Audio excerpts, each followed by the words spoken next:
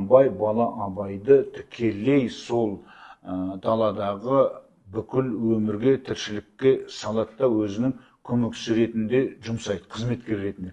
Бұл бір жағынан тәрбие дайындай бастайды. Екіншіден, әке мен баланың қарым-қатынасын көрсетеді. Ол кезінде айтады, жас кезімде ашуға да, айлаға да жақтым шырақ дейді.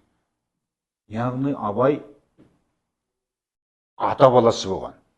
Абай ата баласы болған, Құнанбай әкесінің нағыз сенімді көмекшісі болған.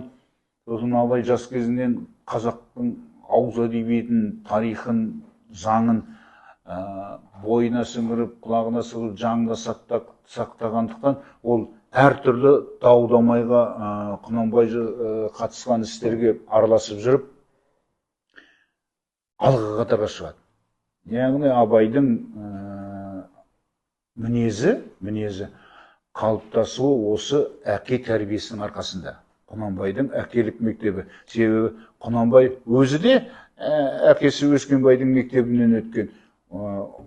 Олар да өзінің алдындағы ата-бабалардың мектебінен өткен. Бұдан келемізде біз бала Абайдың жаңағы далалық, құқықтық, заңдық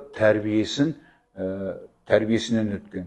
Ол әрине өзінің әкесі Құнанбайдың мүддесі үшін қызмет еткен. Себебі Құнанбайдың мүддесі Абайдың мүддесі. Абайдың қазақтың бас ақыны болды. Абай тәуелсіз болуының себебі, негізгі себебі, ол кісі Құнанбай сол бала кезінен, жас кезінен экономикалық тұрғыдан тәуелсіз болған. Әкесі Құнанбай шаруашылықты жақсы жүргізіп, ауқатты, бай, жан-жақты адам болғаннан кейін, сол тәрбиемен, сол жолмен жүріп, Абай да өзінің шаруашылығын жүргізе білген, ұйымдастыра білген. Себебі ол кісіні қарап отырсаңыз, Семейге кітапханаға барады, кітап алады, ел жұртпен араласады, әртүрлі дау-дамайға барады. Енді осының бәріне жүріп тұру үшін қаржы керек қой. Қаржы керек, қайрат керек пе? Керек. Білім керек. Сосын білімді алудың өзін ұйымдастыра білу керек қой.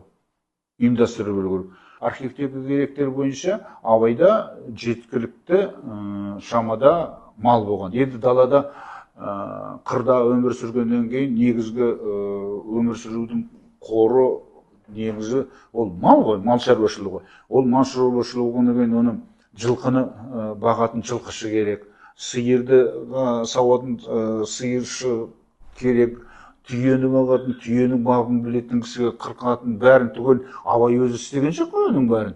Соның бәрін өзінің шаруашылығын ұйымдастыра білген, елді өзіне тарта білген.